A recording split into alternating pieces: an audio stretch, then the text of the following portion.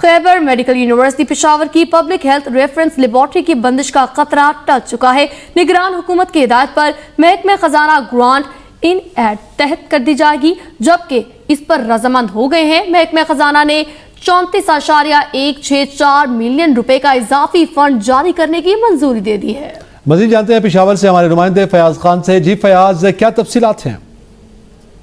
जी बिल्कुल, ये महकमे तहत हमको 2016 में खैबर मेडिकल यूनिवर्सिटी और महकमे सेहत की जाने से जो है वो लेबॉर्ट्री कायम की गई थी। ये reference laboratory, public reference laboratory जो है इसका काम जो था वो मुख्तलिफ मौजूद अमराज के हवाले से तशखीस और इसके रोकथाम के लिए सिफारिशात वगैरह मुरतब करना चाहता। हम इस वक्त जो है खैबर पख्तूनख्वा में माली मसाइल की वजह से लेबॉर्ट्री के लिए जो फंड थे वो बंद कर दिए गए थे और इस सिलसिले में कहा जा रहा था कि चूंकि फंड नहीं है तो जिसकी वजह से लेबॉर्ट्री को बंद करने का फैसला किया गया था। इस हवाले से महकमा सेहत खैबर पख्तूनख्वा ने गुज़िश्ता रोज एक लेटर जो है वो चीफ सेक्रेटरी को लिखा और चीफ सेक्रेटरी को इससे जो है फंड की इजरा के लिए सिफारिश की, जिस पर आज जो है महकमा खजाना ने 34.164 मिलियन रुपए जो है वो जारी करने का फैसला किया है, क्योंकि ये ग्रांट एड की मद में दिए जाएंगे और एक मरतबा दिए जाएंगे, जिसके लिए तमाम तर कवायद और ज़वाबित जो है